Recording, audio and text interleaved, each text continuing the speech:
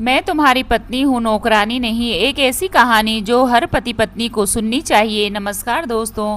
कहते हैं कि शादी सिर्फ दो लोगों का नहीं बल्कि दो दिलों और दो परिवारों और दो जिम्मेदारियों का मिलन होता है।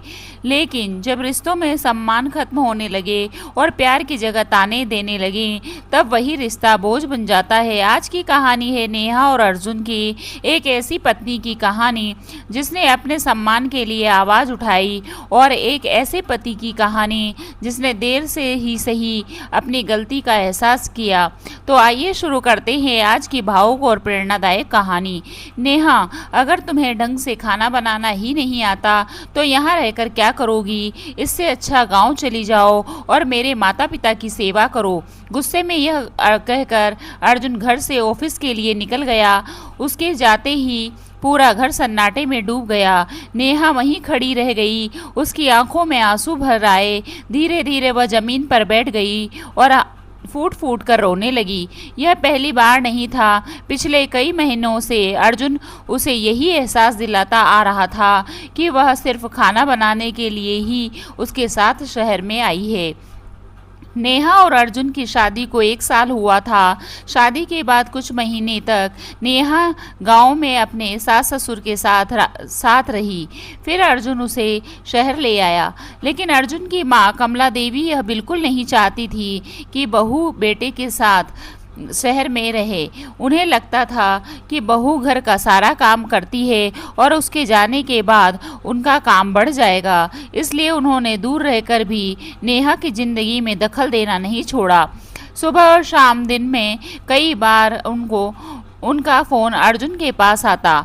बेटा, आज बहू ने क्या बनाया है? कल उसे मटर पनीर बनवाना, परसों कढ़ी बनवाना। ध्यान रखना, बाहर का खाना मत खाना। और अर्जुन अपनी माँ की हर बात मानता था। वह शाम को ऑफिस से आने के बाद घंटों माँ से फ़ोन पर बात करता था और नेहा के बारे में एक एक बात बताता था। नेहा को यह सब अच्छा नहीं लगता था, लेकिन वह चुप रहती थी। वह सोचती थी कि शायद समय के साथ सब ठीक हो जाएगा। लेकिन धीरे धीरे उसकी सहन शक्ति खत्म होने लगी। एक दिन कमला देवी ने फ़ोन पर कहा, कल शाही पनीर बनवाना। अगले दिन नेहा का मन नहीं था, इसलिए उसने साधारण आलू मटर की सब्जी बना दी। शाम को जब कमला देवी का फ़ोन आया तो उन्होंने पूछा, कैसा बना शाही पनीर अर्जुन?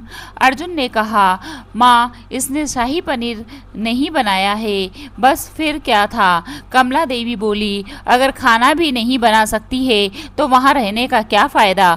गांव भेज दो इसे। फ़ोन स्पीकर पर था। नेहा सब सुन रही थी। अर्जुन की माँ की बातों में शामिल हो गया। सही कह रही हो माँ, यहाँ आई ही खाना बनाने के लिए थी। यह सुनकर नेहा का दिल टूट गया। उस रात उसने पहली बार अर्जुन से पूछा, तुम बताओ अर्जुन, मैं तुम्हारी पत्नी हूँ या नौकरानी? लेकिन अर्जुन ने बात को मजाक में टाल दिया। कुछ दिन बाद नेहा की तबीयत खराब हो गई। पूरी रात उसे तेज सिर दर्द रहा। सुबह उसने अर्जुन से कहा, आज मेरी तबीयत ठीक नहीं है, क्या तुम अपने लिए नाश्ता बना सकते हो? यह सुनते ही अर्जुन भड़क उठा। मतलब अब मैं खाना भी बनाऊं? अगर इतना ही आराम करना है तो गांव चली जाओ, कम से कम मेरे माता पिता की सेवा तो करोगी। इतना कहकर वह घर से निकल गया।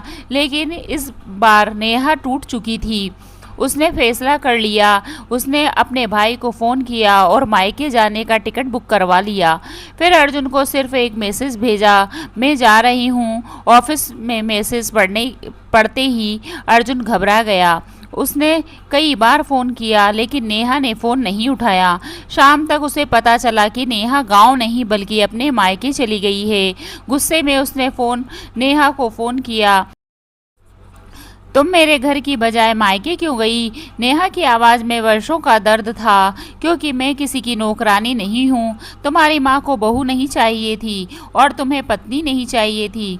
तुम दोनों सिर्फ खाना बनाने वाली चाहिए थी। मेरे माता पिता ने मुझे किसी के घर बहू बनाकर भेजा था, नौकरानी बनाकर नहीं। यह कहकर नेहा ने फ़ोन काट दिया।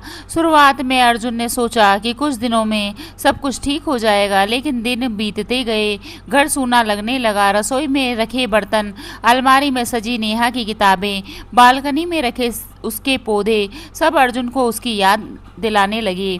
अब उसे एहसास होने लगा था कि नेहा सिर्फ खाना बनाने वाली नहीं थी, वह इस घर की जान थी। धीरे धीरे अर्जुन का व्यवहार भी बदलने लगा। अब वह माँ से घंटों बात नहीं करता था। एक दिन उसने अपनी माँ से साफ शब्दों में कहा, माँ गलती मेरी थी। कमला देवी हैरान रह गई। क्या कह रहे हो बेटा? अर्जुन बोला, मैं पति होकर अपनी पत्नी का सम्मान नहीं कर पाया। आपकी बातों में आकर मैंने उसे हमेशा छोटा महसूस कराया। अब मैं उसे वापस लाऊंगा। कमला देवी ने उसे रोकने की कोशिश की, लेकिन इस बार अर्जुन नहीं रुका। अगले ही दिन वह नेहा के मायके पहुंच गया। नेहा उसे देखकर हैरान रह गई, लेकिन वह चुपचाप अपने कमरे में चली गई। अर्जुन भी उसके पीछे गया। कुछ देर दोनों खामोश बैठे रहे। फिर अर्जुन बोला, नेहा मुझे माफ़ कर दो।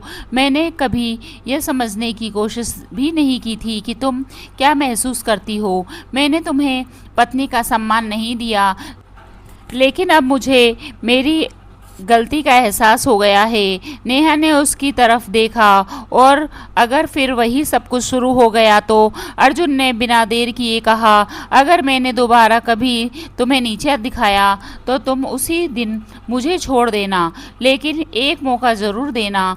उसी समय नेहा की माँ भी कमरे में आ गई। अर्जुन की तरफ से देखते हुए कहा, बेटा पत्नी का सम्मान सबसे पहले उसका पति करता है। अगर पति ही सम्मान नहीं देगा तो दुनिया भी नहीं देगी। याद रखना, बहू घर का हिस्सा होती है, नौकरानी नहीं। अर्जुन ने सिर झुका लिया। माँ जी, मैं वादा करता हूँ कि अब कभी भी नेहा को दुख नहीं दूंगा। नेहा ने अर्जुन की आंखों में देखा। उसे पहली बार पछतावा दिखाई दे रहा था। कुछ पल सोचने के बाद उसने अपना हाथ अर्जुन की ओर बढ़ा दिया। अर्जुन की आंखों में खुशी के आंसू आ गए। उसने नेहा का हाथ थाम लिया, और इस बार दोनों ने सिर्फ साथ रहने का नहीं, बल्कि एक दूसरे का सम्मान करने का भी वादा किया। दोस्तों, रिश्ते प्यार से नहीं सम्मान से चलते हैं। जहाँ सम्मान खत्म हो जाता है, वहाँ प्यार भी धीरे धीरे मरने लगता है। नेहा ने अपने सम्मान के लिए आवाज़ उठाई, इसलिए उसे उसका अधिकार मिल गया। अगर वह चुप रहती तो शायद जिंदगी भर उसे वहीं ताने सुनने पड़ते। कभी कभी रिश्ते बचाने के लिए दूर जाना ज़रूरी होता है, ताकि सामने वाला आपकी अहमियत समझ सके। तो आप बताइए, क्या नेहा ने अपने सम्मान के लिए घर छोड़कर सही किया? अपनी राय कमेंट में ज़रूर बताइएगा। अगर कहानी पसंद आई हो तो लाइक करें और शेयर करें, और ऐसे ही भावनात्मक कहानियों के लिए हमारे चैनल को सब्सक्राइब करना ना भूलें। धन्यवाद दोस्तों।